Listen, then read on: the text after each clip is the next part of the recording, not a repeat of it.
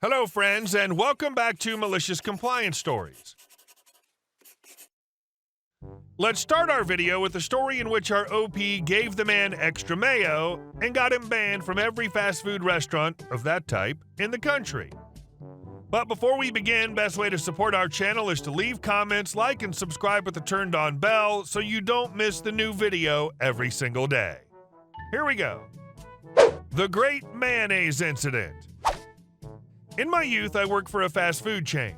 In this chain, standard protocol for putting sauce on a burger was to put what looked like a stop symbol on the top bun.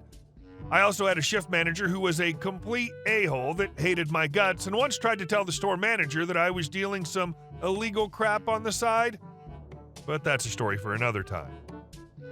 One day, this lanky gentleman walks in during peak period.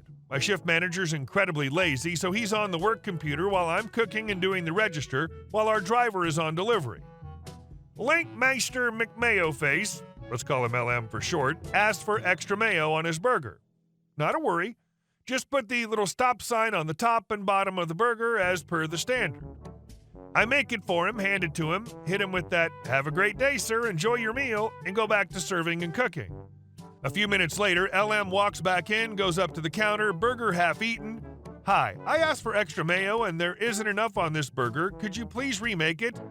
The burger's been well eaten, but F it, he asked me nicely, which is rare, and I'm being paid minimum wage. I remake his burger, but I smother it with mayo. I even show him and he says it looks like enough. He leaves. I continue serving customers. LT storms back into the shop full of customers and he's fuming. He marches up to the counter, slaps the burger down, there's about a quarter of it left, and yells, "Are you effing deaf? Are you effing thick? I asked you twice for extra mayo. There's no mayo." I immediately realize it's a scam, and I'm about to tell him there's nothing more I can do when my shift manager makes a miraculous appearance. After LM explains that he wanted extra mayo and that I wasn't giving it to him, my boss chews me out in front of the customers and reminds me that the protocol for extra mayo is on the top and the bottom.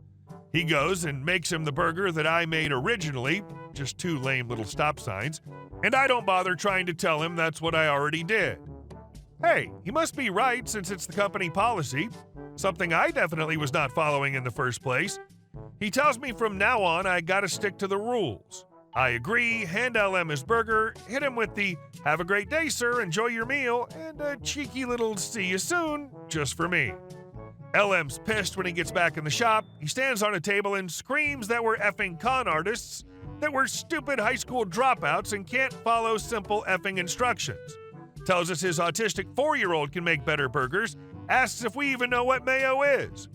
He doesn't even have the burger this time. I make him another, but this time the burger is dripping with mayo. Put it in a cup if you have to. I get out a small gravy cup and fill it with mayo at his request. Apparently, a large gravy cup is ridiculous, and that by suggesting it, I'm just mocking him. I put the gravy container full of mayo on the counter, but before LM can take it, I slap my hand on the container. I turn my head to the manager and say, "Sorry, sir, but for this much mayo, it's protocol for me to charge $2. He's extremely pissed off, says that we made 3 garbage burgers, then he should get the mayo for free. Me: "Didn't stop you from eating them, though." LM: "You were just gonna throw them out anyway." Me: "Sorry, sir, but the only way for you to avoid this charge is if I put it straight on your burger. I can't give you so much extra mayo on the side." LM: "Do it then. Put the mayo on the burger." Me: "Are you sure?" LM: "Of course I'm effing sure. Just do it." I ruined his burger. It was the most disgusting thing you've ever seen. The bun was mayo. The chicken might as well have been mayo. There was mayo between every ingredient. It was basically a small pile of mayo. He gave us a scathing review and called up the head office of the franchise to complain, and to try and score some freebies, I'm sure. They came down, reviewed the footage, and took witness statements. They berated me briefly for being too lenient and banned that guy from visiting any of the franchise restaurants in the country. There's a fine line with mayo. Too little, you lose your mind.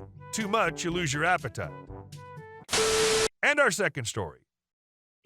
It's my phone number, not yours. Long ago, in the time before cell phones and the internet, I started getting calls for a house moving company.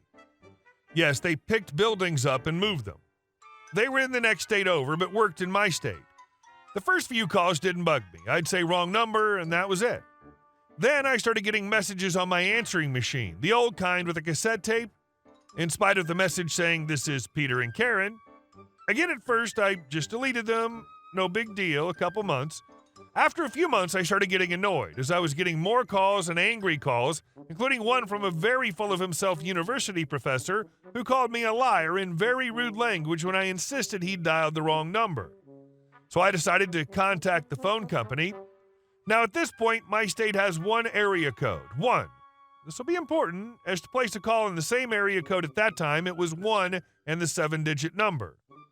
After going through their records, the phone company gave me the phone number of the moving company. I called to let them know what was going on, and they told me to F off. So I tried again, farther up the ladder, no luck. And I'm not going to change my phone number. Back then it was harder to do and would involve calling or writing everyone I knew to let them know. So back to friendly, helpful Ma Bell.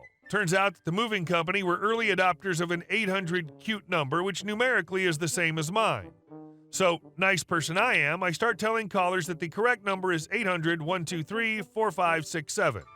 I even put it on my answering machine. I call the company again. Their response, I have to give them the number. They own it, not me.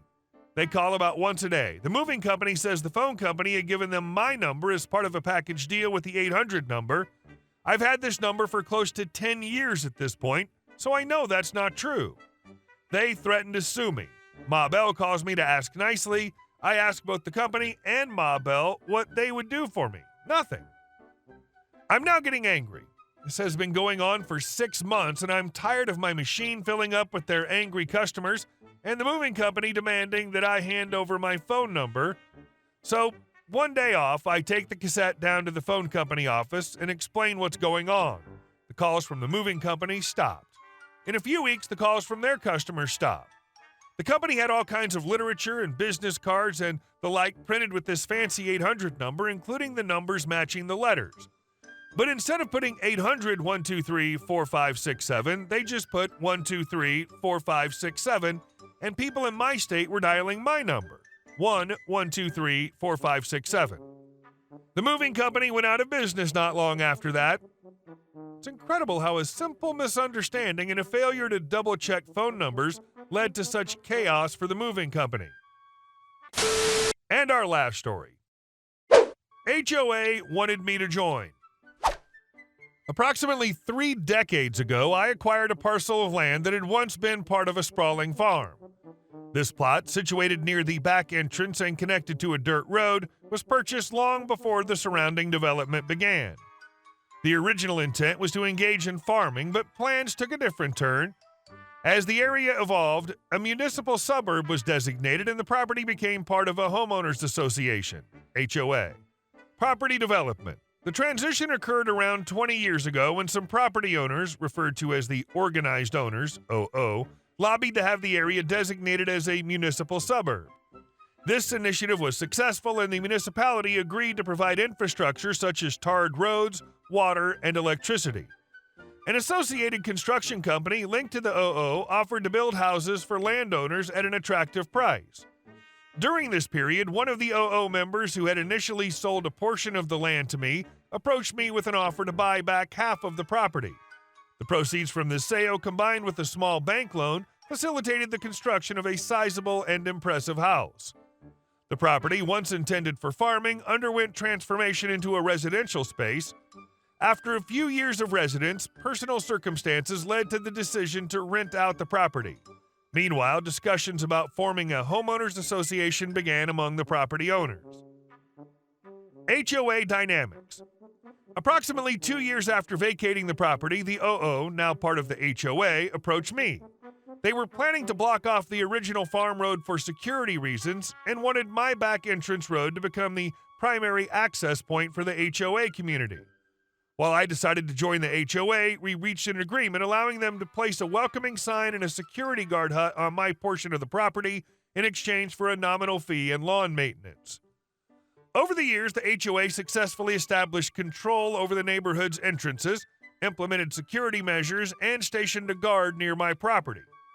Despite occasional attempts to persuade me to join, I maintained my distance, renting out the property to the same tenant for many years. Unexpected challenges.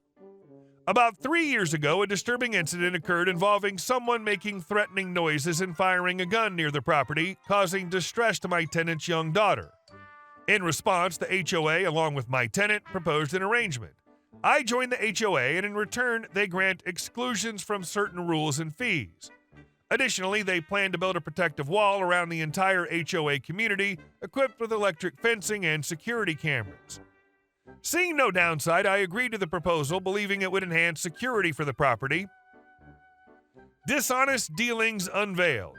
However, about a year and a half ago, the situation took an unexpected turn.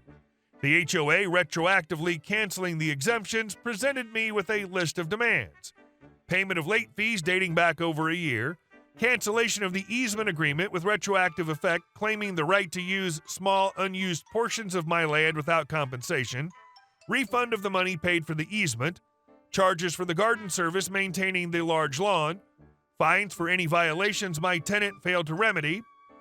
Legal battles ensued, and a judge ruled mostly in favor of the HOA, emphasizing the necessity of providing a 30-day notice for changes.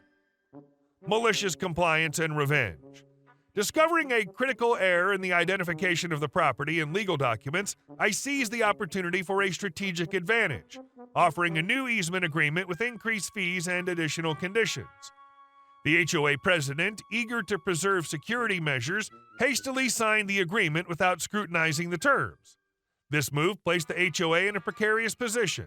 The terms of the new agreement, including inflated fees and stringent conditions, left them little room for negotiation. Despite their attempts to challenge the agreement, the HOA found themselves constrained by their own legal missteps. In subsequent mediations, I asserted my position, addressing issues raised by the HOA. Neighbor OO, who'd once been the HOA president, faced personal and legal repercussions, ultimately selling his property and departing for Australia.